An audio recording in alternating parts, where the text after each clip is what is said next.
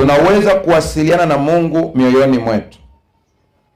Tunaweza kutembea katika ushirika na Kristo tunapokuwa tukifanya kazi zetu za kila siku. Tunaweza kutoa shauku ya mioyo yetu bila kusikika na sikio lolote la mwanadamu.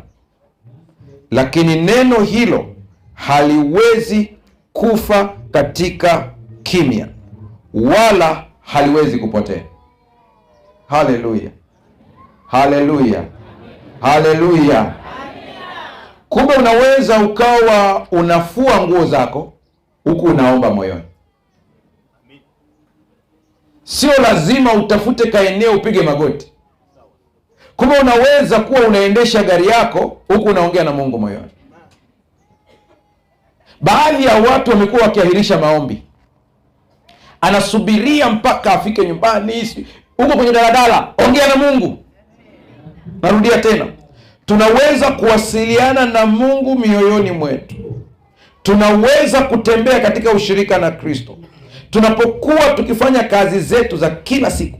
Tunaweza kutoa shauku ya mioyo yetu bila kusikika na sikio lolote la mwanadamu. Mnakumbuka majibu aliyopewa Dr. Greg Braden jana katika kile kisa alipomwambia jamaa, mbona sijakusikia ukiomba? Akamwambia, kama ukisikia hilo sio nini? Sio ombi. Lakini neno hilo haliwezi kufa katika ukimya, wala haliwezi kupotea. Sikia hii sentensi. Hakuna chochote kinachoweza kuzamisha shauku ya kiroho inainuka juu ya kelele za mitaani, juu ya makelele ya mitambo. Ni Mungu ambaye tunazungumza naye na maombi yetu yanasikiwa. Tumezoea ile kusema zima TV tuombe. Ni sawa, ile ni kwa ajili yetu sisi, ila Mungu hazuiliwi na TV yako. Haleluya. Anasema inapenya hadi kwenye kelele za mitambo. Kwa hiyo hata kama mtu yuko kiwandani, mashine zinanguruma, unaweza ukaongea na Mungu wako. Maombi yanabadilisha mambo. Ukiona natoa story sana za Dr. Greg ni kwa sababu ni mtu ambaye alikuwa hamwamini Mungu, sasa anamwamini Mungu. Haleluya.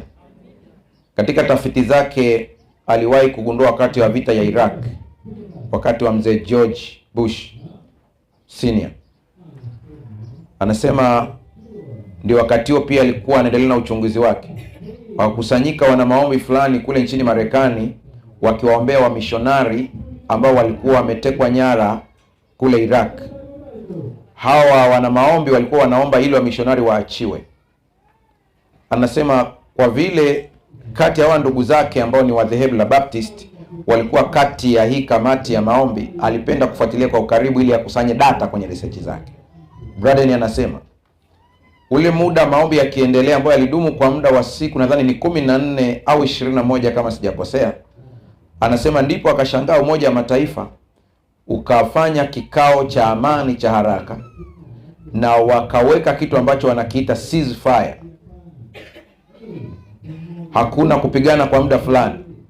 Anasema wale wa mishonari wakatoka na watu wengine wakatoka baada ya negotiation iliyofanyika.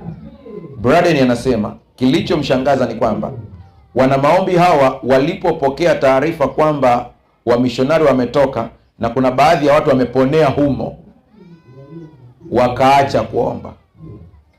Walipoacha kuomba, vita ikaanza tena.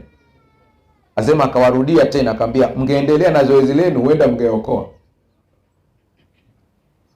Wakashawishika wakaingia kwenye maombi. Anasema walipoanza kuombea amani tena Iraki, vita ikatulia.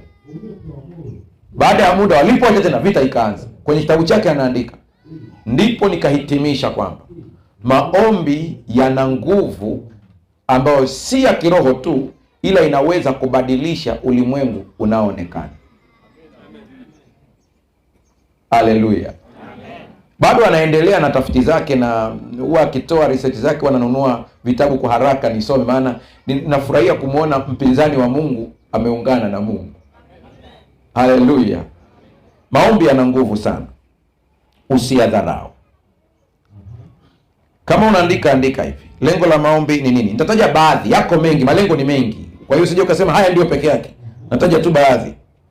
Namba 1 ni kwa ajili ya badiliko na ukuaji. Nimesemaje? Badiliko na nini? Na ukuaji. Ukishaandika hiyo unisikilize vizuri. Kwa ajili ya badiliko na ukuaji. Ukishaandika tu wewe nitazama. Ukinitazama simama kwenye kiti chako sasa. Naomba msimame. Tunakutukuza Mungu kwa upendo wako. Umeamua kutufunulia siri hizi. Kama ulivyosema, umewaficha wenye akili wa dunia hii, ukawafunulia watoto wachanga. Nami nakusihi neno hili likawe na nguvu katika akili na moyo wa kila mtoto wako, na ukampe ndani yake shauku ya kufanyia kazi mambo haya, yasiishie katika kusikiliza na kuandikwa tu, bali yakawekwe katika vitendo, ili wakiona matokeo wakusifu wewe Baba yetu uliye mbinguni. Neema yako ikawe nasi, kwa jina la Kristo Yesu tumeomba na kuamini, amen.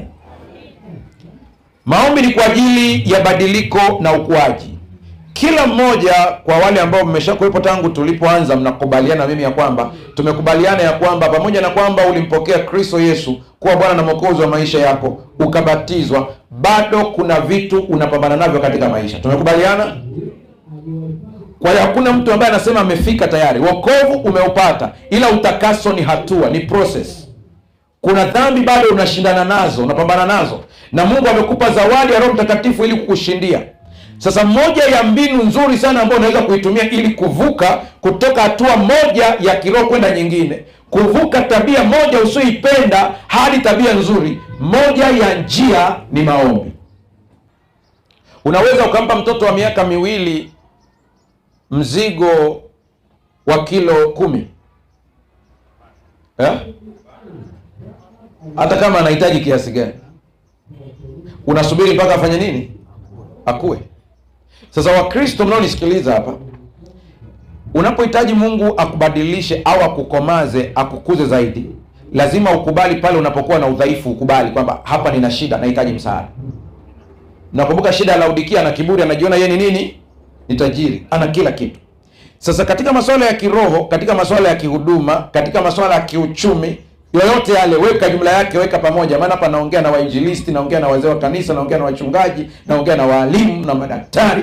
Mungu anapohitaji ya kukuze, kukufikisha katika level ya juu zaidi ya taaluma ulionayo au huduma ulionayo, Mungu hawezi kukukuza mpaka ajiridhishe kwamba amekukomaza ili kuweza kufikia kiwango. Mungu anakuanoint kwanza. Mungu anakupaka mafuta kwanza.